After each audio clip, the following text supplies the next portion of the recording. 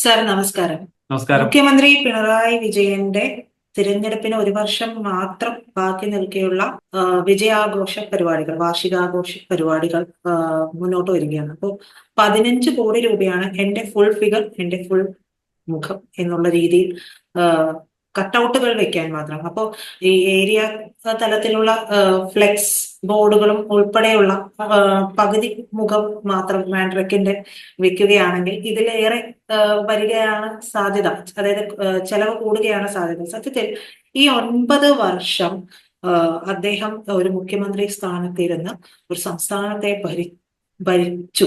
ഈ ഭരിച്ചതിൽ നിന്ന് ഇത്രയും നേട്ടങ്ങൾ ഉയർത്തി കാണിക്കാനുള്ള എന്ത് കിണ്ടിയാണ് അദ്ദേഹം ചെയ്തിട്ടുള്ളതെന്ന് മനസ്സിലായി. ഏറ്റവും ഒടുവിൽ ഞാൻ കണ്ടിട്ട് വരുന്ന വാർത്ത, ആരോഗ്യ മേഖലയിൽ, അതായത് ആശുപത്രികളിൽ മരുന്ന് വാങ്ങാൻ ഫണ്ടില്ല, മരുന്നില്ല ആശുപത്രിയിൽ. ആ സമയത്താണ് 15 കോടി രൂപ ചെലവിട്ടുകൊണ്ട് ഇത്തരത്തിലൊരു വാർഷികാഘോഷം അദ്ദേഹം നടത്താൻ മുന്നോട്ട് വരുന്നത്. ഇത് ഈ ഇത്ര കോടി, 15 കോടി എന്ന് പറയുന്നത് അദ്ദേഹത്തിന്റെ ഫുൾ കട്ടൗട്ട് വെക്കാൻ വേണ്ടി മാത്രമാണ്. ബാക്കി ചെലവൊക്കെ പിന്നാലെ വരും. കേരളീയം നടത്തിയത് നമ്മൾ കണ്ടു, നവകേരള യാത്ര നടത്തിയത് കണ്ടു. എന്തിനാണ് സർ ഇത്ര ആർഭാടം ഒരു സർക്കാരിനെ മുന്നോട്ട് കൊണ്ടുപോകാൻ? നന്നായി ഭരിച്ചിട്ടുണ്ടെങ്കിൽ ഇത്രയും ആർഭാടമില്ലാതെ തന്നെ ജനങ്ങൾ വീണ്ടും വോട്ട് ചെയ്യും. അദ്ദേഹം പറയുന്നത് ഭരണം വളരെ നല്ലതായിരുന്നു, നന്നായിട്ട് ഭരിച്ചത് കൊണ്ട് കേരളത്തിന്റെ സാമ്പത്തിക സ്ഥിതി വളരെയേറെ മെച്ചപ്പെട്ടിട്ടുണ്ട്, അതുകൊണ്ട് ഈ ചെലവ് ഇപ്പോൾ പ്രജിത പറഞ്ഞതുപോലെ കട്ടൗട്ടിന് മാത്രം 15 കോടി, സംസ്ഥാന ഖജനാവിൽ നിന്ന് മാത്രം ഇതിന് ചെലവഴിക്കുന്നത് 120 കോടി എന്നാണ് ഞാൻ അറിഞ്ഞത്.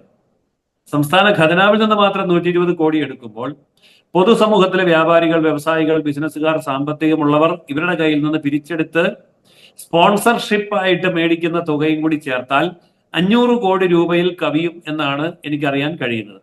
500 കോടി രൂപ ഒരു വ്യക്തിയുടെ അല്ലെങ്കിൽ ഒരു ഭരണകൂടത്തിന്റെ വിജയ ആഘോഷങ്ങൾക്ക് വേണ്ടി ചെലവഴിക്കുകയാണ്.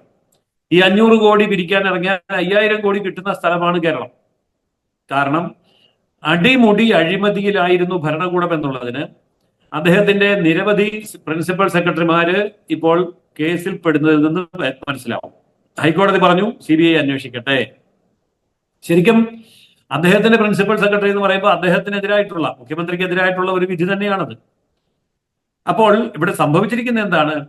പണമില്ലായ്മയില്ല, വൻതോതിലുള്ള അഴിമതി പണം ഇവിടെ ഉണ്ടാക്കി വെച്ചിട്ടുണ്ട്. ഈ പേരില് ഒരു വലിയ പിരിവും കൂടെ നടത്തുക എന്നുള്ളതാണ് അവരുദ്ദേശിക്കുന്നത്. ഈ ആഘോഷം കൊണ്ട് ഉദ്ദേശിക്കുന്നത് ഖജനാവിൽ നിന്ന് 100-120 കോടി ചെലവാക്കുമ്പോൾ ഒരു 500 കോടി പൊതുസമൂഹത്തിൽ നിന്ന് പിരിച്ചെടുക്കാൻ സാധിക്കും എന്നുള്ളത്. ഇവിടെ ഇപ്പോ സർക്കാർ ഉദ്യോഗസ്ഥന്മാര് മുതൽ തൊഴിലുറപ്പ് സ്ത്രീകൾ വരെ ഇതിന്റെ പീഡനം അനുഭവിക്കേണ്ടി വരും.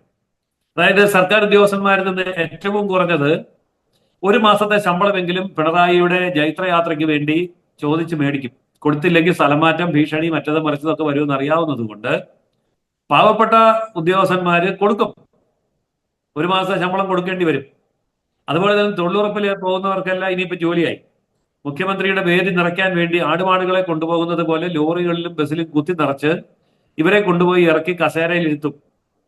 അവർക്ക് അവരുടെ ഡ്യൂട്ടിയാണ് എന്നുള്ള മട്ടിൽ 100% കേന്ദ്ര ഫണ്ട് കൊണ്ട് നടത്തുന്ന ഈ പദ്ധതിയാണെങ്കിൽ പോലും പിണറായിക്ക് സിന്ദാബാദ് വിളിക്കാൻ പോയില്ലെങ്കിൽ മേറ്റുമാര് ഇവരുടെ വരുമാനം തടയും എന്നുള്ള ഭയം പരസ്യമായിട്ട് വാട്സാപ്പ് വോയിസ് മെസ്സേജുകളിലൂടെ അവർ ഇതിനു മുമ്പ് പ്രകടിപ്പിച്ചിട്ടുണ്ടല്ലോ. പിണറായിയുടെ പരിപാടിക്ക് വരുന്നില്ലെങ്കിൽ നിനക്കൊക്കെ പണി വേണോ വേണ്ടയോ എന്നുള്ള ഞങ്ങളാ തീരുമാനിക്കുന്നത് എന്ന് പച്ചയ്ക്ക് പറയുന്ന നാടാണ് കേരളം. അത് വോയിസ് മെസ്സേജ് ആയിട്ട് വാട്സാപ്പ് വഴി ഭീഷണി സന്ദേശം അയക്കുന്ന നാടാണ് കേരളം. അപ്പോ എല്ലാവർക്കും കൂടി ഒരു 500 കോടി രൂപയുടെ ഒരു വലിയ മാമാങ്കം എന്ന നിലയിലാണ് പിണറായി ഇത് ഉദ്ദേശിക്കുന്നത്. കാരണം ഈ പൊതുജന മനഃശാസ്ത്രം എന്ന് പറയുന്ന ഒരു മോബ് സൈക്കോളജി എന്ന് പറയുന്ന ഒരു സൈക്കോളജി ഉണ്ട്. ഒറ്റയ്ക്കൊറ്റയ്ക്ക് നമ്മൾ പറയുമ്പോൾ എല്ലാ കാര്യങ്ങളും നമ്മൾ എതിർക്കും, പക്ഷേ കൂട്ടമായി വരുമ്പോൾ നമ്മൾ അനുകൂലിക്കും. ഇതാണ് മോബ് സൈക്കോളജി എന്ന് പറയുന്നത്. ഈ വലിയ ആഘോഷ പരിപാടി ഇപ്പോ നിർമാല്യം സിനിമയിലാണെന്ന് തോന്നുന്നു, ഭരത് ഗോപിയും ഭാര്യയും കൂടി ഒരു കല്യാണത്തിന് പോകുന്നുണ്ട്. അപ്പൊ കല്യാണത്തിന് പോകാൻ വേണ്ടി നല്ല വെള്ള ഷർട്ടും മുണ്ടും എല്ലാം ഇട്ട് ഭാര്യയും കൂടി റോഡിൽ കൂടി നടന്നു പോകുമ്പോൾ അതിവേഗതയിൽ വന്ന ഒരു കാറ് ഇദ്ദേഹത്തിന്റെ ശരീരത്തിലേക്ക് മുണ്ടും ഷർട്ടും എല്ലാം ചെളി തെറിപ്പിച്ച് കടന്നുപോയി. ഇത് കണ്ട് ഭാര്യ ഞെട്ടിത്തെറിച്ച് നിൽക്കുകയാണ്. കാരണം ഇനിയിപ്പോ എങ്ങനെ കല്യാണത്തിന് പോകും? കല്യാണത്തിന് പോക്ക് മുടങ്ങിയല്ലോ.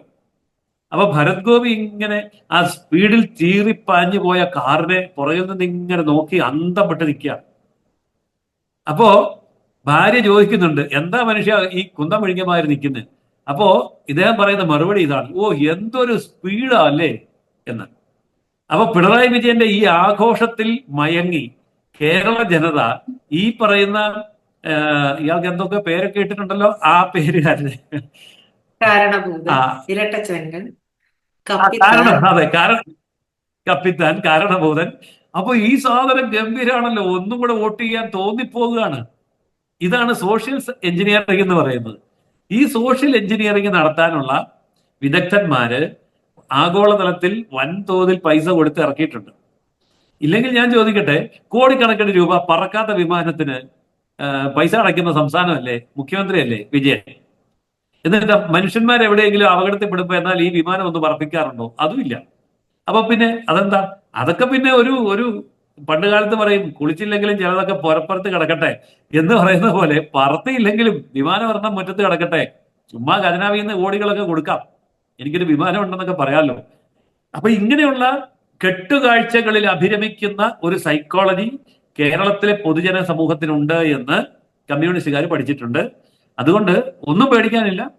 അദ്ദേഹം ഈ പറഞ്ഞ ആഘോഷങ്ങളിലൂടെ കൂടുതൽ ജനപ്രീതി നേടുമെന്ന് തന്നെയാണ് ഞാൻ വിശ്വസിക്കുന്നത്.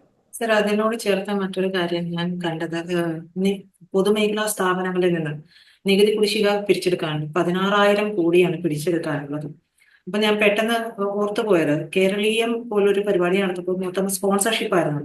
ഈ സ്പോൺസർഷിപ്പ് നടത്തിയിട്ടുള്ളത് ഇത് പൊതുമേഖലാ സ്ഥാപനങ്ങൾ മാത്രമല്ല, മറ്റുള്ള സ്ഥാപനങ്ങളിൽ നിന്നൊക്കെ പിരിച്ചെടുക്കാനൊക്കെ ചേർത്തിട്ടാണ്.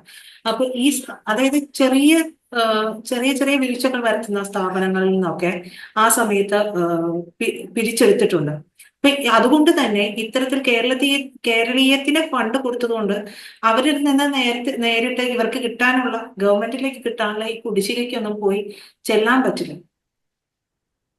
ഒന്ന് ആലോചിച്ച് നോക്കണേ, ഇത്രയും കോടി കുടിശ്ശിക പിരിച്ചെടുക്കാനുണ്ട്, ഇത്ര കോടി മുടിച്ചുകൊണ്ട് വീണ്ടും ഒരു വാർഷികാഘോഷം നടത്തുകയാണ്.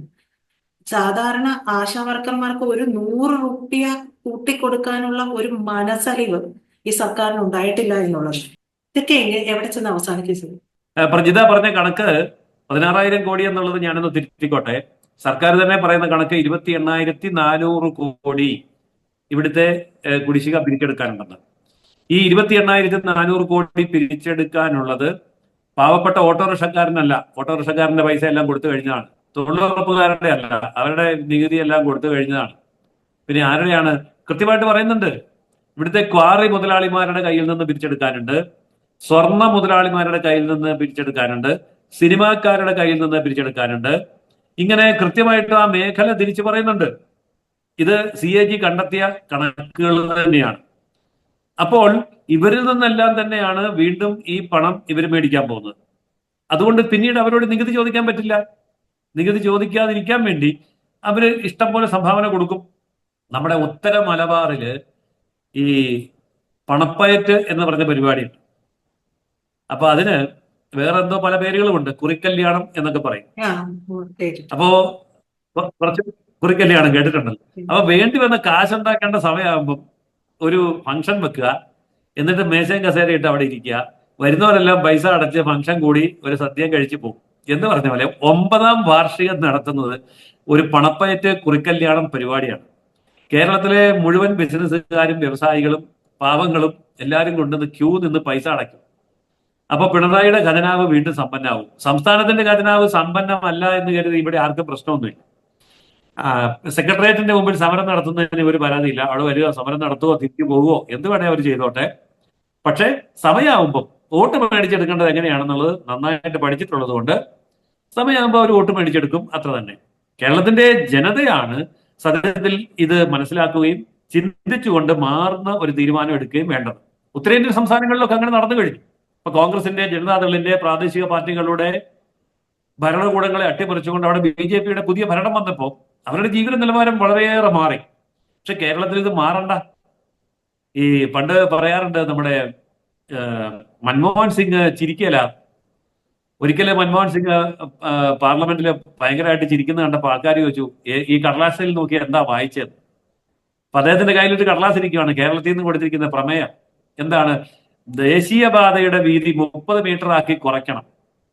ബാക്കി എല്ലായിടത്തും ദേശീയപാതയുടെ വീതി 100 മീറ്റർ ആക്കണം, 150 മീറ്റർ ആക്കണം, 200 മീറ്റർ ആക്കണം എന്ന് പറയുമ്പോൾ ഇവിടെ 30 മീറ്റർ ആക്കി കുറയ്ക്കണം. ഇങ്ങനെയും പറയുന്ന ഒരു ജനതയുണ്ടോ? അതുകൊണ്ട് ഒരിക്കലും ചിരിക്കാത്ത അങ്ങേരെ ആദ്യമായിട്ട് ചിരിച്ചുപോയി എന്നൊരു സംഭവമുണ്ട്. എന്ന് പറഞ്ഞ പോലെ ഇവിടെ വികസനം വേണ്ട, ഇവിടെ വ്യവസായം വേണ്ട, ഇവിടെ ബിസിനസ് വേണ്ട, ഇവിടെ വരുമാനം വേണ്ട, ഞങ്ങൾക്ക് പട്ടിണി മതി എന്ന് പറയുന്ന ഒരു ജനത. നാടൻ ഭാഷയിൽ പറഞ്ഞ പഞ്ഞം കിടന്ന് തരം കണ്ടുപോയ ഒരു ജനത.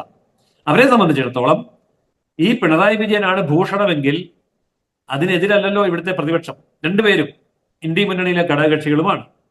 അപ്പോൾ കേരളത്തിന് അർഹിക്കുന്നത് എന്താണോ അങ്ങനെയുള്ള ഒരു ഭരണകൂടത്തെ തുടർന്നും കിട്ടിക്കൊണ്ടിരിക്കും എന്നാണ് എനിക്ക് തോന്നുന്നത്. നന്ദി, സുധി.